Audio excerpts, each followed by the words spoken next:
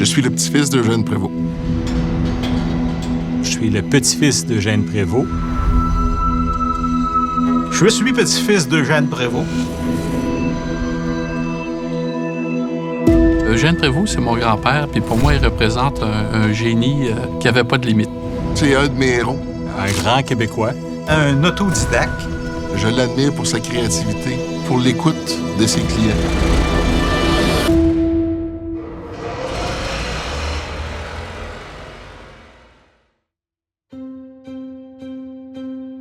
Le rêve de reconstruire le premier autocar était le rêve de notre cousin André.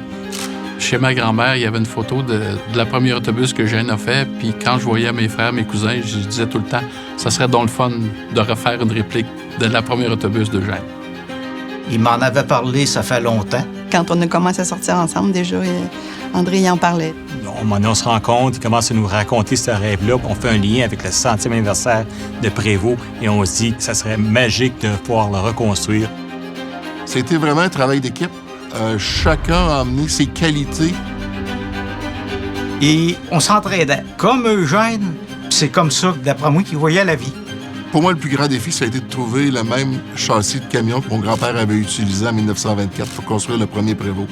On l'a trouvé en avril 2022. Il était à Tampa, en Floride. On est allé le chercher, on l'a ramené ici. Et ensuite de ça, mes cousins, eux, travaillaient sur la conception. Moi, je travaillais sur aller chercher du financement.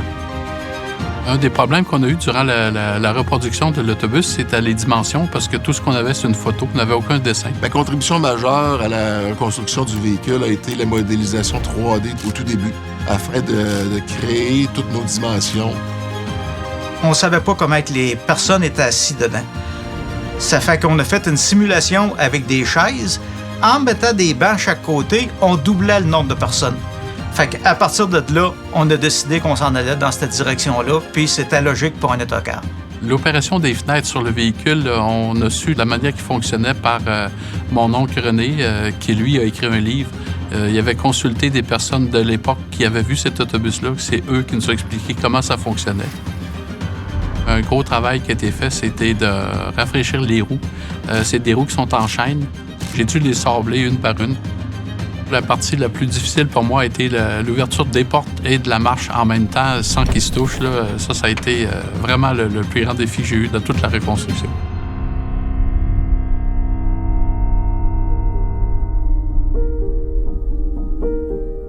On a surnommé le véhicule Clarisse parce que c'est le nom de ma grand-mère.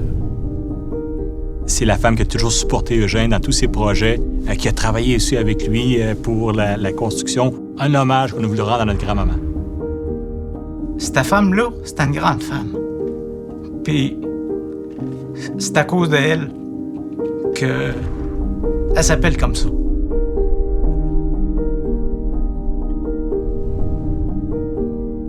Pendant la reconstruction du véhicule, Francine, mon épouse, m'a aidé énormément. Il y a des moments où, des fois, que le moral n'était pas tout à fait tout le temps là, puis elle me donnait un petit coup de pouce là-dessus. J'ai donné des outils, j'ai peinturé, j'ai fait plein de choses, mis du vernis. Là.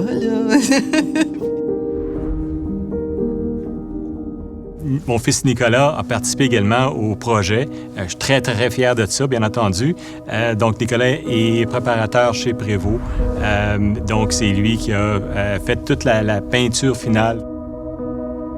Donc, ses enfants ont travaillé dessus, ses petits-enfants ont travaillé dessus, et son arrière-petit-fils a travaillé dessus aussi. J'en parle, j'ai des frissons. C'était un moment magique.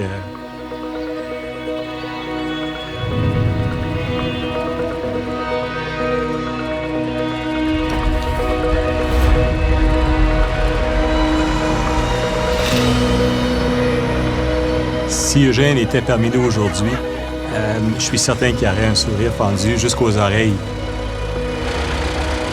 Mettons que tu vois cet autobus-là aujourd'hui, 100 ans plus tard, tu te rends compte que c'est infernal, là, l'évolution. Là. Fait que juste ça, c'est un beau leg.